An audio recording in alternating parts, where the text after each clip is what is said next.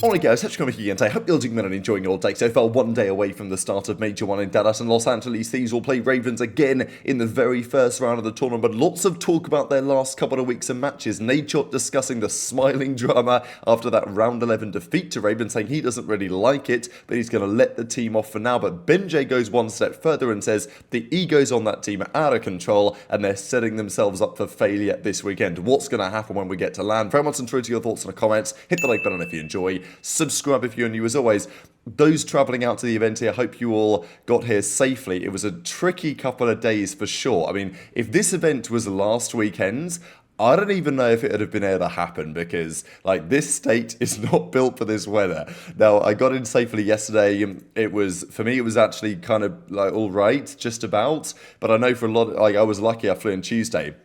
If I tried to fly the day before, I think it would have been a disaster.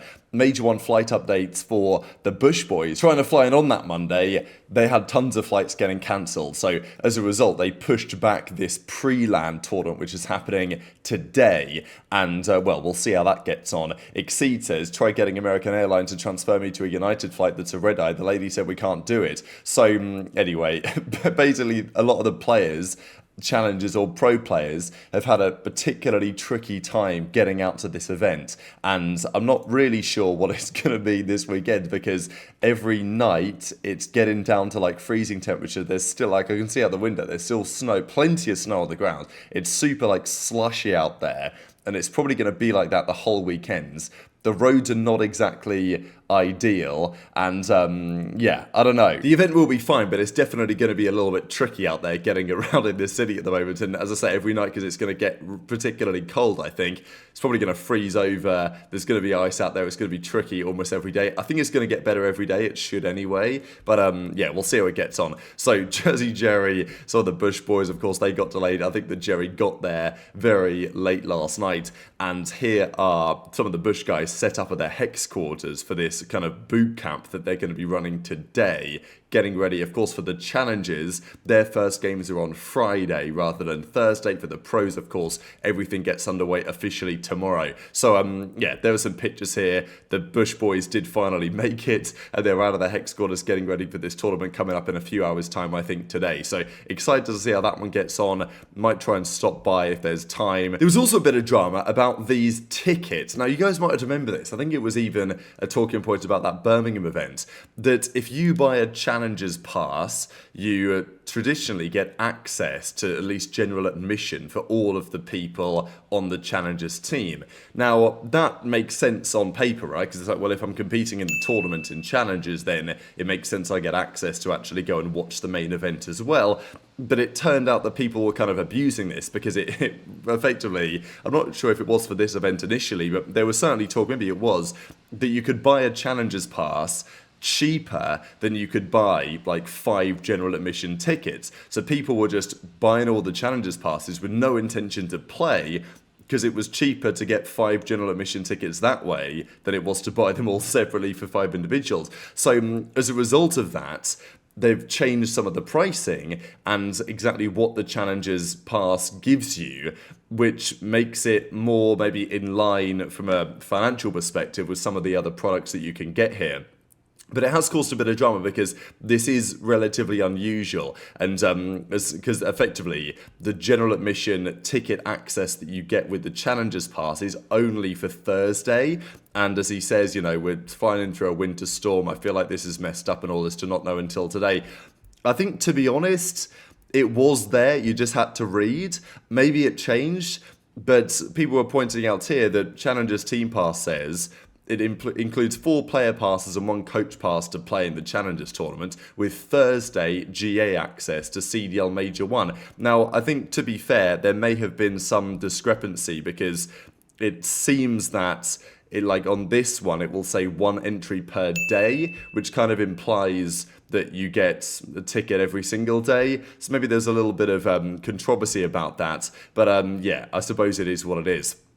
The other thing is parking and the setup here for the venue. So if you guys are trying to fly in and watch this, I'm presumably already here at this point if you are coming to the tournament, they are running, there's parking available here and they're going to run shuttles to the venue. I was just thinking it's Texas, park where you want, right? But apparently it's not how it works for the Moody Coliseum. So yeah, let's see how that one goes this weekend. I know they've got some more information on the timeline as well. But let's talk about the matches that are to come, because FaZe, they play G2 in their first round. Of course, one of the teams that actually beat them during the online qualifier stint. That will be pretty entertaining to see if an upset could maybe or may not happen there again. But it's been FaZe and certainly Thieves, one of the key talking points going into this major. It wasn't long ago that Thieves looked like they're on the verge of blowing it up. Kenny might be out of the team. There was even talk that they wanted Alluka, but by the time they tried to go and get him, FaZe had already signed him, right? So Thieves go into this major, certainly not as the favourites, but as a team that you could believably see winning the trophy and lifting it at the end of the weekends if they really put it all together. Yeah, they lost to the Ravens, but they definitely showed some progress, I think, in the last couple of weekends. Looks like the team is in a better spot than they were before. You know, they should be a force. They certainly expect themselves to be a force when they turn up to LAN. But Scrap has had a lot to say in recent days, as we know, and maybe some of these comments have inspired a reaction coming out of BenJ that we'll see in a second. Scrap actually talks about Alluka and says he's surprised. Now, let's not forget, when Alluka was all the rage, Octane, as far as we're aware anyway, was trying to get Alluka to Thieves.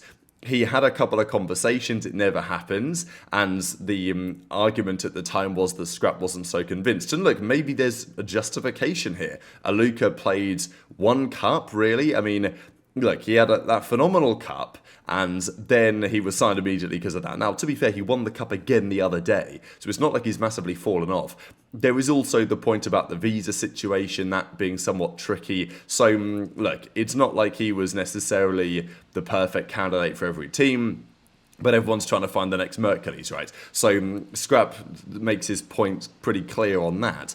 He also talks about the skill gap in the game right now. Look, Scrap doesn't like overloads particularly. He prefers control, and I get that because Thieves are really good at control the last couple of years. Maybe he's also got a point as well. Like, I can see the argument for bringing back control instead of overload. Personally, I like having a game mode which is substantially different in some regards, but also they're better at control, Thieves. They like playing for kills. That's what it's all about. Control is more glorified TDM than any other game mode, right? So it's maybe not particularly surprising that Scrap's a pretty big fan of it, but Search and Destroy right now, that's where the skill gap appears to be. But a couple of other clips to share as well, especially this one coming out of BenJ, where, I mean, look, you can say this is the pot calling the kettle black or whatever you want, but I thought it was pretty entertaining. PR, 100%. 100% all PR. This kid literally got picked up off one game. One map. Bro, he deadass got picked up off one map. That's fucking insane. That's low-key insane. I'm heading up left, boys. No hate, it's just insane. No, they're spawning close 18, okay? One's going top green. They have to go quick. They have to go quick. One's right side mid, just hold ball. Nade ball. Left side, running up, that's... Nice, good job. Run away. Could be alright. You guys wanna do? Nah, but like, I'm saying there's a skill gap, bro. Just it's shooting not wise, as big. it's been a joke for years. Nah, there's a skill gap. It's just not as big, bro. That's the problem. Like the biggest skill gap in COD right now is the search. Is the what? Search? Yeah, search. I promise you, the team that's gonna win the major is the team that wins all their search. I mean, you're probably not wrong, bro. SD in this game is because fucking... right now, like HP, that's kind of it's always right now. like that. HP and Overload is just Overload's horrible to play with that fucking running back spawn. Nah, but you'd be surprised. Overload's actually being ruined right now with that shit. The thing is, bro, it doesn't matter what's it called? I swear that shit would just always be happening in any mode like this. You think so? 6.5. Things need to happen, bro. What the fuck is funny? Yo, what do you want me to do? Tell him to stop fucking smiling? Shut the fuck up, man, please. What do you want me to do? You want me to put him on clam? Say, hey, no smiling, no laughing. What do you want from me? All right, well, how does that have anything to do with me? John is still sitting on. Well, I mean, I get it. It's like if I were a fan of a team and everybody's laughing, yeah, it doesn't look good. I don't like it either, but you know, they almost brought it back. They looked fine. If I lost around 11, I wouldn't be smiling either. But different players, different era, different environment. They seem like they're getting along. I mean, fuck it. I think we got to let it ride. That's not sustainable. Right? But yeah, I don't get the smiling thing either. But, you know, we're not in the room with them. Everything about those guys the last couple of years, for the most part, I want to exempt. No, I'll include Ken a bit in this combo too, but I just think their heads are in the clouds. They kind of love to smell their own farts. Like, this is a type of loss in a event where they get sixth, and it's like, all right, bro, we know what's required now. We got to lock in. Because I agree with you. I think Falcons are just all around a better spot than they are right now. But they just counter. Even though Thieves should win purely on talent in this matchup, I feel like. Does BenJ have a point? Does BenJ hate aBeZy? You know, there was quite a lot of talk about that as well, because he says, well, maybe I'll not include Kenny in this combo. No, actually, I will. So, you know, he's talking not just about Scrap and HyDra, and look, you can understand if Scrap and HyDra got a bit of an ego in recent years. Look, if you want to be a top-level player, you've got to have a bit of an ego, right? That is what it is. You've got to believe in your own abilities to a top level if you want to be a consistently dominant force. No doubt about that. I've got no problem with that. But of course, it could go too far, right? If it gets to a point of being complacent to be like, okay, or we're so good that we're going to turn up to LAN and it's not going to matter, we're going to win anyway. I think there was definitely a bit of that with Thieves last year. I think there was talk, especially Major 2, actually in Dallas last year, there was some talk about that they definitely could have taken it more seriously, could have tried harder, could have locked in more. And that was a wake-up call for them, that Major 2 last year. And then after they bombed out of that tournament, they then went on to win the next two pretty comfortably at the end. So, you know, maybe you need a bit of a wake-up call, but arguably this online stint could well have been just that. And BenJ thinks they're going to go to the Major. They're going to get top 6, just I think like they did in Dallas last year. Maybe they'll lose to Ravens or whatever, right? And that's the thing. Ravens just beat them online. Of course, on LAN, the Thieves guys are going to be very confident that ain't going to happen again. And I think the Thieves are, I would say, the favourites in that series. When the lights are bright, we'll see, right? I do have Thieves winning it, I think. But I think it's probably going to be closer or more competitive than the Thieves guys would like to expect. Again, is there a bit of this whole BenJ versus aBeZy drama in here? We know that BenJ's had his thoughts on aBeZy over the last few years. And he throws him into the combo as well, and it's like, these guys are sniffing their own farts or whatever. They're too high in the clouds to realise they're not really that good right now. You know, it's quite the take, to be honest. We'll see if it backfires this weekend. Obviously, it's, you know, you definitely take the field over Thieves winning the tournament, for sure. So, you know, Ben's take has a decent possibility of looking pretty good after the weekend is over. Nature also talks about the laughing after the games, whether he likes it or not. You know, he definitely says back in his day that would not necessarily have flown, but he doesn't really mind it. But I think it was, to a certain extent, indicative that Thieves think, well, it's online COD is for the birds, which, to be fair, is true, I think, as well. Not a big fan of playing online COD every week.